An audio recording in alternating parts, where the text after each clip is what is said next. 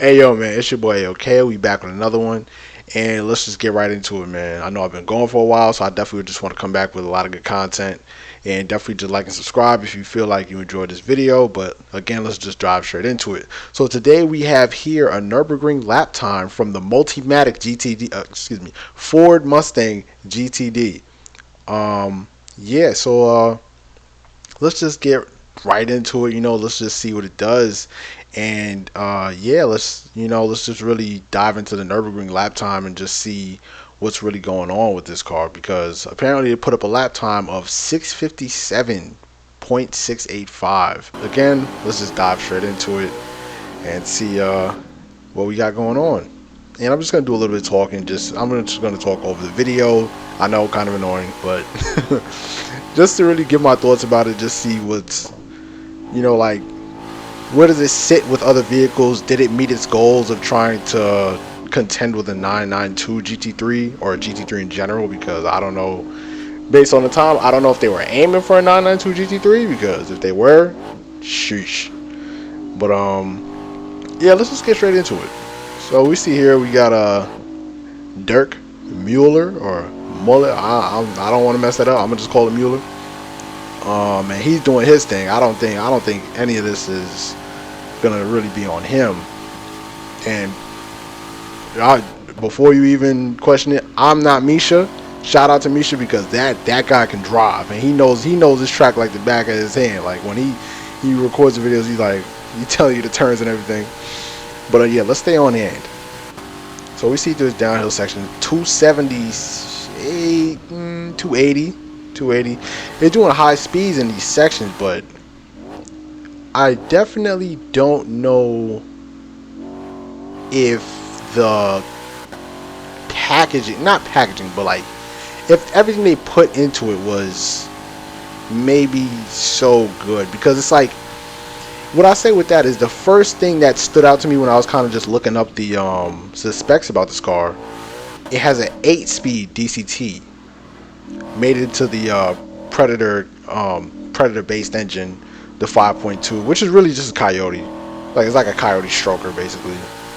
Like this, it's all part of the Coyote family. But it's a 5. It's not really like a stroker, but not a stroker, but per se, like in a way, it's really just Coyote, which is beefed up. But anyway, it has a 5.2 with the Predator blower, of course. Is it a Predator blower? I believe it's a Predator blower.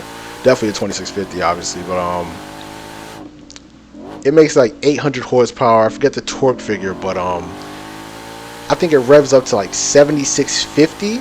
So that's definitely a good red line. But on the track, you would think a more GT350 type of red line of like 8250 would be like where you'd want to be on a tracked weapon like this.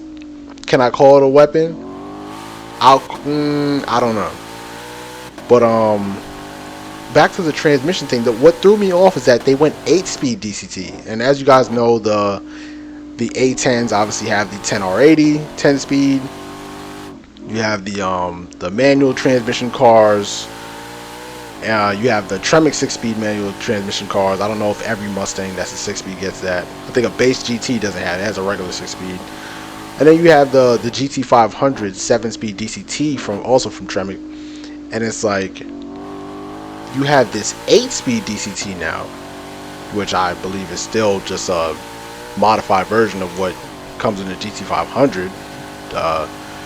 If you can even call it modified, there's a whole extra gear ratio. But the reason why I say it's kind of funny is because even its main competition, the GT3 RS or the GT3, if you guys know, I like how he's standing with his foot to the floor here.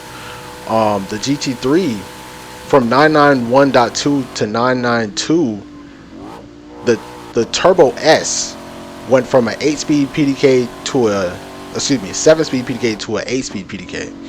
The GT3 RS went from a 7-speed PDK to still a 7-speed PDK. They never changed. They kept the ratio the same in the GT3s, or not the ratio, but they kept the amount of forward gears rather. And it's like, I don't see what Ford was trying to do or Multimatic, whoever, were trying to do with adding an extra ratio, because it's like, it's not like you're gonna use that eighth gear ratio on. There's nowhere on this track where you're gonna use that this straightaway. so I could be corrected. But let's see, like even in these low speed corners, fourth, yeah, this I feel like that could be it. Like 130. That's like what? That's not too far past 90, 100 miles an hour, damn near. He's getting up to it, but it's like I don't see why this couldn't be done in like a high revving third gear. Like I don't understand why they wouldn't just shorten the ratios in the 7 speed and just give it like a pretty much a GT 500, a S550 GT 500 setup, but just with shorter gear ratios. I don't understand adding an eighth forward speed. Doesn't make sense to me. But I guess it might be to make the most of the power band with the first 5, 6, 7 gears. Make the most of the power band when you're not really going to see those gears that much. I think the highest he's been in these some of these higher speed corners was like 5th gear. Correct me if I'm wrong. He may have hit 6 to at least once or twice. But I don't see how. I could see how maybe having 8 speeds, still short gears, but you having the 8th gear ratio on that straightaway to make up for the shorter gears. Because right now he's in 5th and he's just holding it. He doesn't want to go up to 6. That makes sense. That makes sense. All of this is making sense. I think this guy's doing an incredible job right now. But it's like I'm just confused where this 8th speed comes into play. Like what's the purpose? And then let's talk about the price. This thing cost, who knows what it costs. I think it costs what, like $375. It costs $375 if I'm not mistaken. Well, what is it? Look it up. I'm gonna look it up live for you guys right now. Ford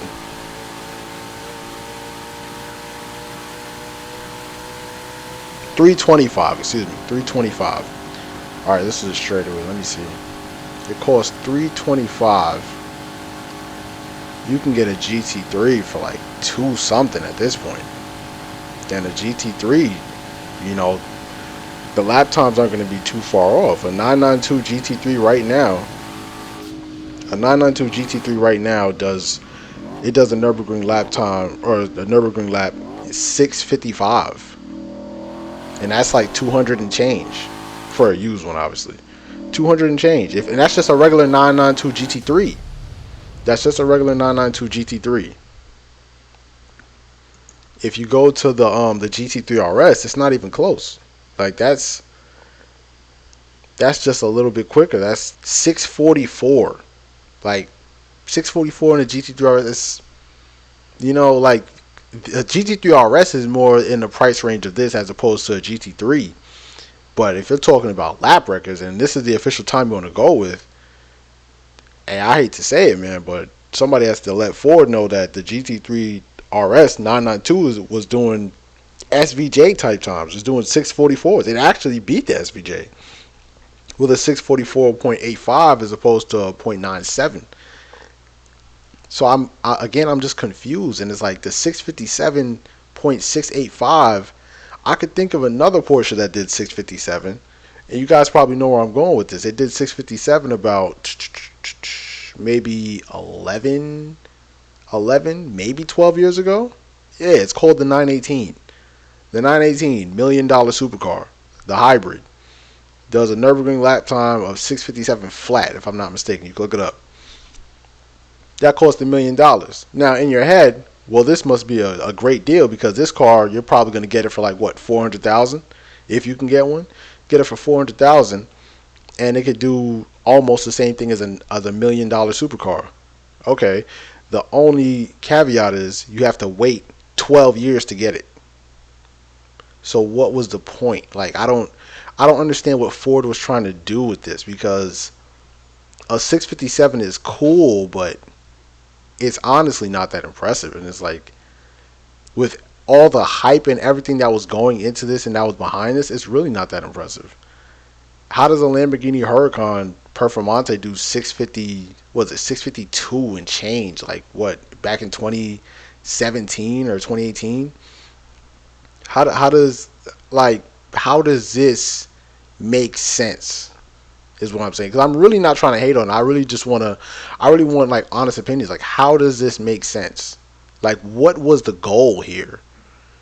And definitely, I'm going to leave a link in the description. I'm going to leave links in the description just for everyone, just to be able to have access to the information about this vehicle. You can look up Nurburgring times. You can look up this video if you don't want to hear me talking over the driving the entire time. But definitely just look into it and just let me know what you guys think. What is the GTD's purpose? Like, who is this for? Like, if you're a Ford, who is the target audience for the GTD? Make it make sense.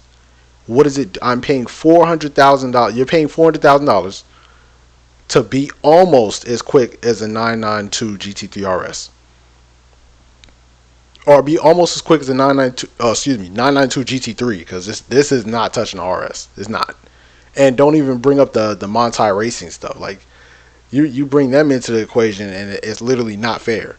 Like, that car is ridiculous. So let's just keep it standard GT3 RS, because that, when it comes to price point, that's probably his best competition. Who is this for? You know, and it's like, I guess you could say at least you beat the C8 Z06, because that was abysmal. Like, thank God that wasn't an official lap run, because what was it again? 710? Yeah, like that is terrible. GM needs to run that one back. That was horrible. I'm just gonna be honest, that was terrible. Like a Dodge Viper ACR Gen 5, the greatest one, obviously. But now the Gen 5 ACR does like a 701? 701. We all know in 2024 what you can do with a Dodge Viper, Gen 5 Dodge Viper. Why would you get this over a Gen 5 Dodge Viper? If we're talking about $400,000, like my people that actually know, what do you think you could do with a Dodge Viper and $400,000, including the Viper in that $400,000? Let's say you get the ACR for like 150, 170, and you have another 230 to play with a Viper in 2024. What do you think you're going to do to that Viper with $200 something thousand extra? Cowboy Motorsports at Moto. Like, let's be honest, it's going to turn to a 9-liter stroker twin turbo. With this, I don't know what this is. It's like, what does it do that that you couldn't do with a twin turbo build on a GT350, a GT350R if you want? I don't see what you could do with this that you couldn't do with that car. And honestly, you'd have more ability with that car, being that it's twin turbo. You could just control how you could use a boost controller and just, you know, like, you want it to be 800, you want it to be 1,000, you want it to be 1,200. Like, what do you want? So again, let me know in the comments. I'm not trying to drag this out too long. And yeah, just what are your guys' thoughts on the Ford GTD? Is it a miss by Ford? Is the price is it performing for its price point? Do you think that this is going to positively impact Ford's future cars and Ford as a company in general? Again, if you made it this far, I appreciate it. Like, comment, subscribe. Safe up, stay sturdy.